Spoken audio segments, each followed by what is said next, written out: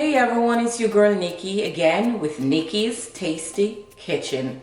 Now take a walk with me into my kitchen. So I promised I would have shown you how to make good Jamaican fried dumpling.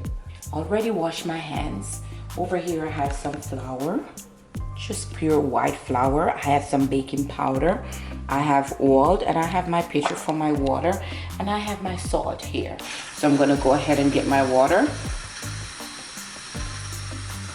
I'm gonna add my salt. Now it's up to you.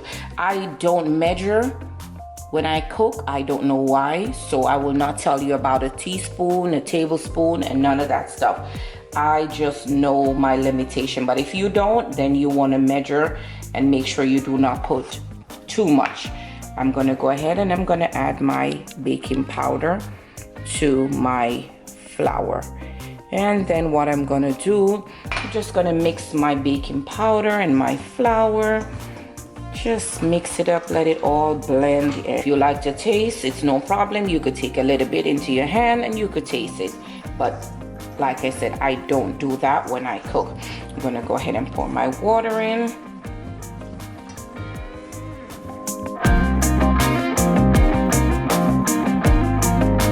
And again, you may be wondering, why is she making so much? It depends on how much people you're making it for. If it's just for you, you just need a little half a cup of flour and, you know, your salt and your baking powder. But if you're making it for a group of people, family, friend, you may need a little more than just a half a cup. So I'm just going ahead. And as we said, in Jamaica, we're just rolling the dough.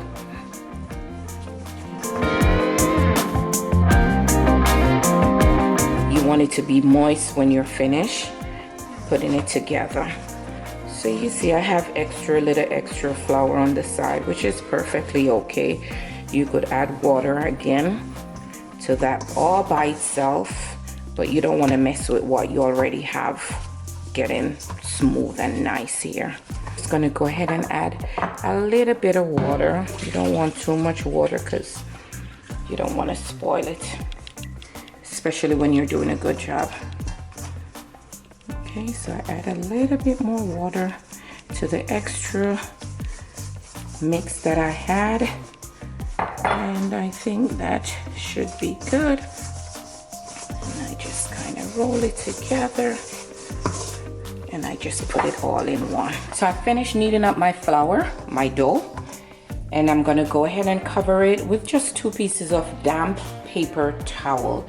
The paper towel, when it's damp, it brings the moisture which you're looking for. So I'll come back and show you what it looks like. Okay, so I let this sit for a few minutes, maybe about 5-10 minutes. And as you can see how soft and moist the texture of it looks. See, it's easy. I'm gonna let my pot heat up a little bit, then I'm gonna pour my oil into the pot. And again, I like to fry my dumpling in good enough amount of oil. Now this is what my dough looks like, and I'm simply gonna roll it together. If it feels too big, you could take a little piece off because it's kind of feel big, but I'm just gonna be greedy and put it in the pot. And I'm gonna flatten it out. You know, some people will ask, why does she make the fried dumpling like that? I've never learned how to make fried dumpling round and it comes out nice. So this is the way I learned how to do it, and it comes out beautiful. You'll see. So I'm gonna put it in my oil, and it's all simmering in my oil. So I'm just gonna repeat this process as much as you need to do it. So I'm gonna go ahead and turn these. They're already nice and looking golden. Look at those. So you can see I put a few more in. So I'm just gonna take them out, and I use simple paper towel and wax paper just to drain any excess oil. So I'm gonna start by taking it. Oh my, this looks so good. By taking them out one by one, and I'm gonna drain them. This is my finished product of my fried dumpling.